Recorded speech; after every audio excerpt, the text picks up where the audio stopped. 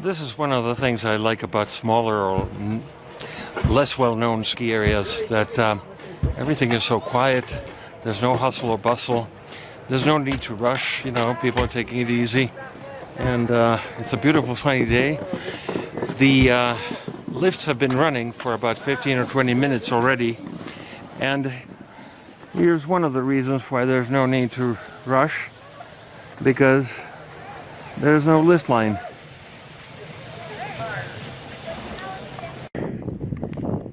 We have no crowds, very reasonable prices. I think I paid $47 today. Why pay double or triple that at other ski areas only to stand in long lines and have all the powder cut up for you? Over here, there's not that many powder skiers at all. In fact, there's not many skiers at all. There's the two chairs in front of me are empty.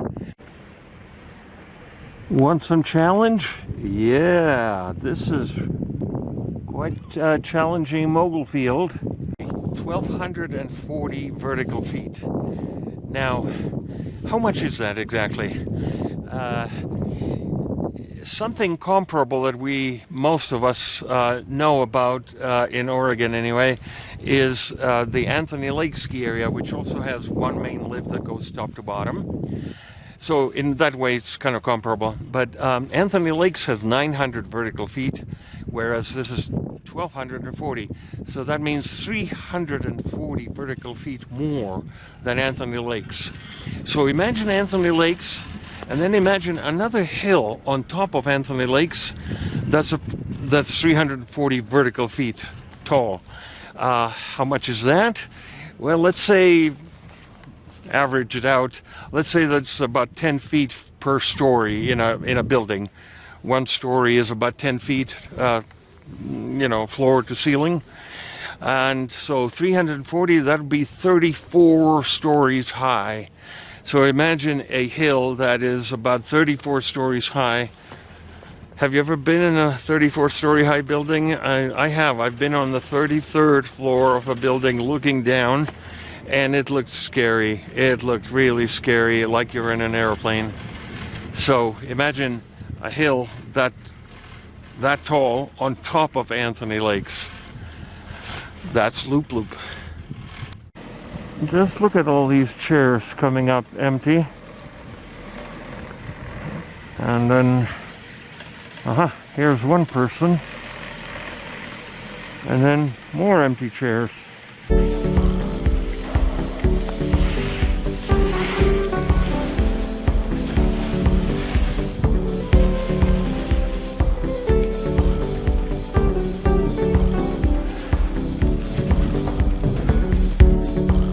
This is supposed to be a blue run, but boy, I think it's steep.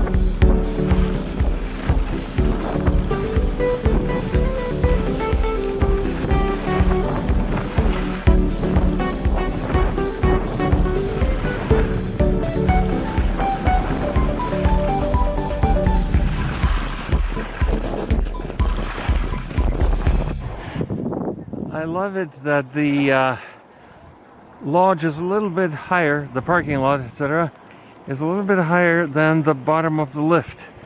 So people can actually ski down to the lift. Yeah.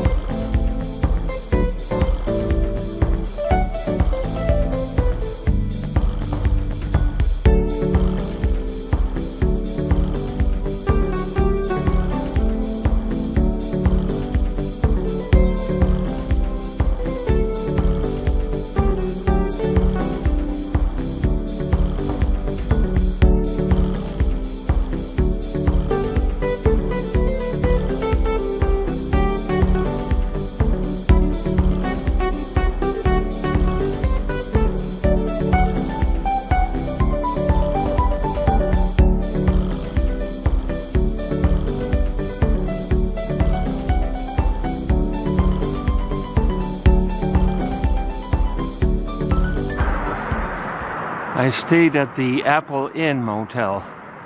Very nice place, actually. From the outside it looks like an ordinary motel, but man oh man. And it has this new electronic entry that you just... And inside there's a sofa for two, a king bed. A king bed is actually the least expensive, and a microwave and a refrigerator.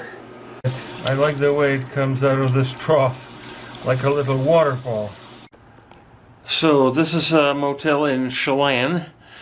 It's only 20 minutes, 19 minutes actually, to the Echo Valley ski area.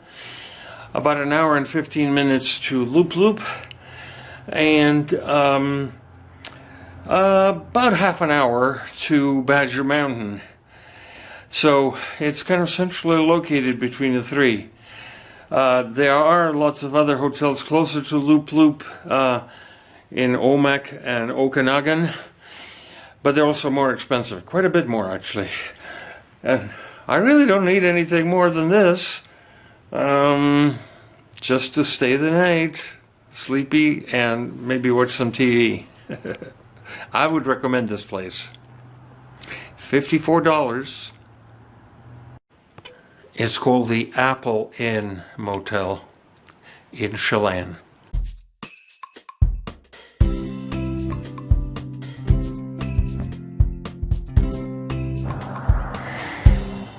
The hills around Chelan Lake sure look like ski areas. They're not, but they look nice, very wonderful.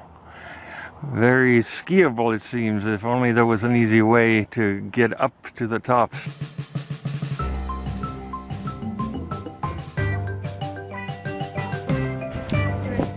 So, there's a rope tow here, and then another rope tow here, and there's no way to avoid them because you have to take this rope tow to go high enough to transfer you over to where the Palma lift is, way up there. We don't have to go up there. So, this is where Chelan learns to ski, Echo Valley. It's only about 10 or 12 miles from the town.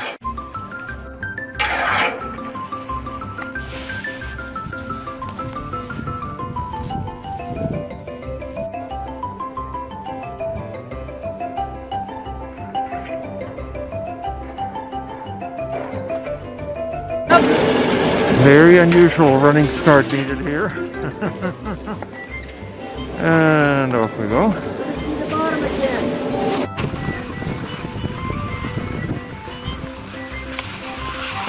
Yeah, this snow will not last very long. Ooh, look at it here. Yeah, one more weekend.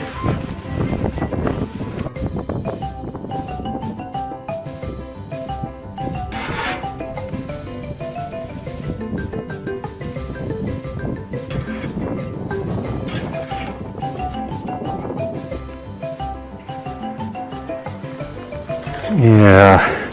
Rolling hills make an interesting landscape. A few trees, that's nice to turn around. And more rolling hills, and then there's a little canyon here. And that's the base area and the parking lot over there. And no crowds. Slopes are kind of empty, aren't they?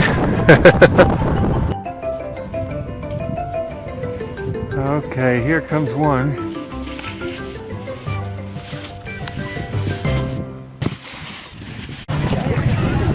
Three buildings. Tickets, lift tickets, rentals, and the day lodge with food and restrooms.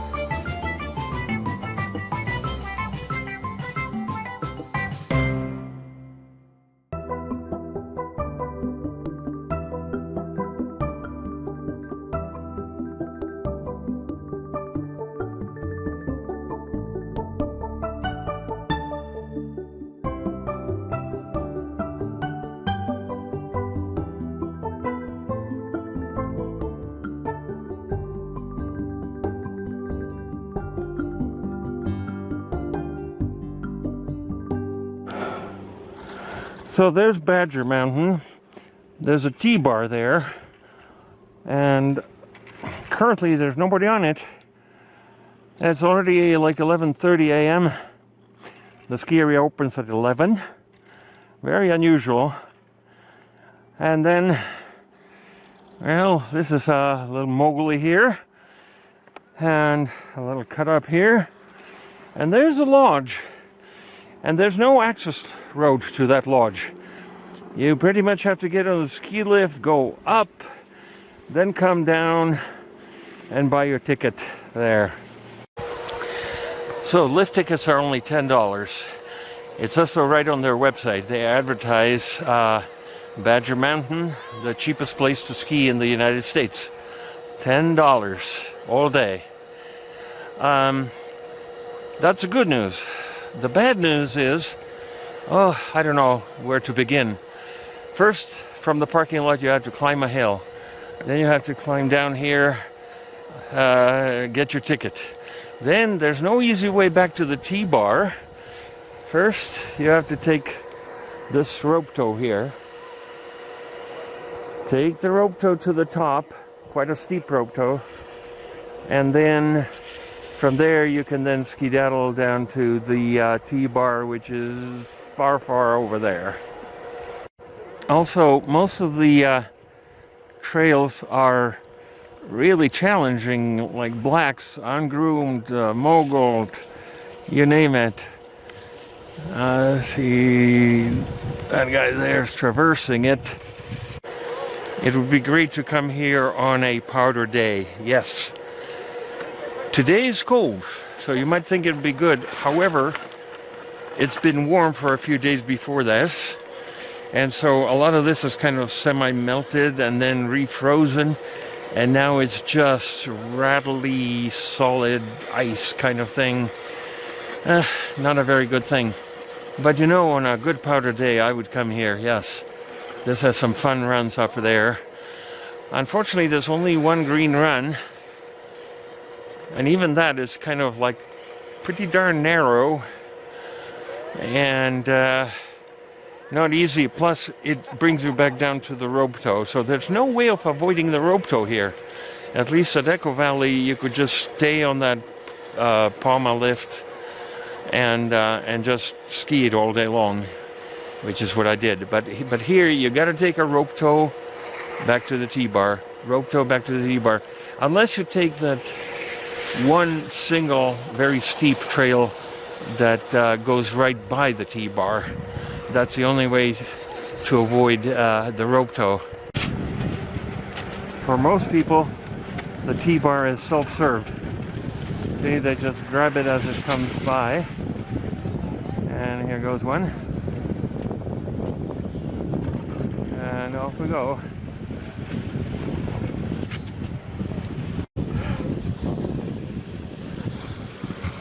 The T-bar is then quite steep toward the end there. The T-bar has an unusual feature. You're not supposed to release here at the top. Instead, wait for that thing to go around. Then you release it.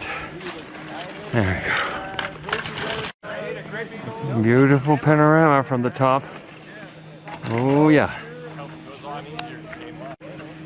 Okay, here goes. You're supposed to hold on to the T-bar until the thing goes around, then release it.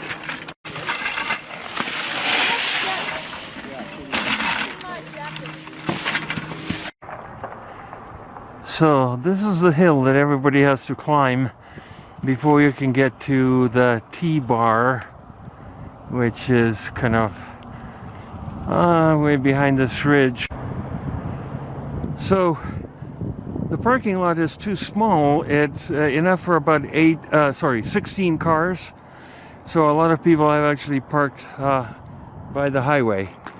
They also say that there's a parking lot higher up there, but quite frankly, I didn't see it. I drove for miles up that road and nothing. Unusual ski area, that's for sure, in several ways. I mean, the parking situation, having to climb the hill, very challenging terrain, especially when it's all icy like today.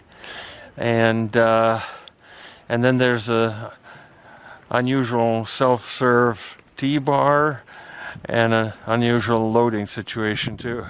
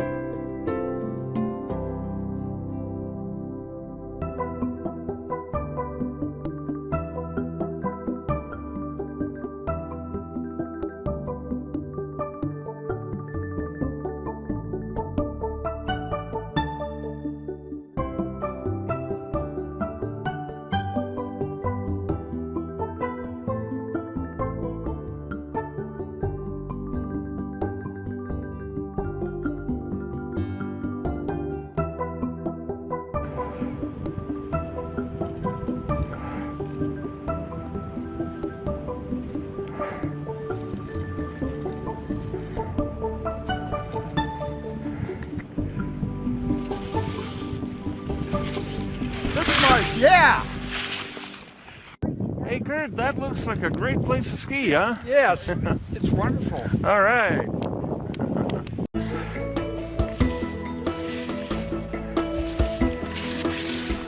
Whoop, whoop.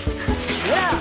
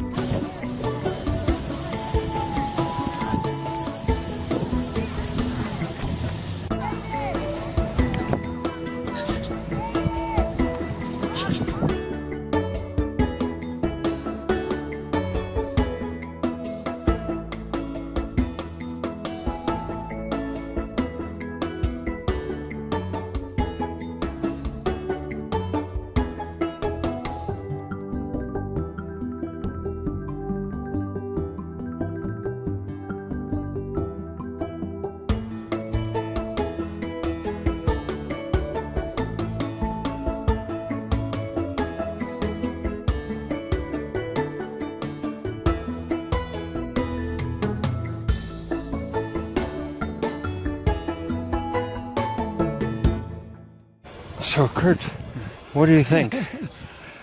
This is a beautiful place to ski. All right. Yeah. We might come back again.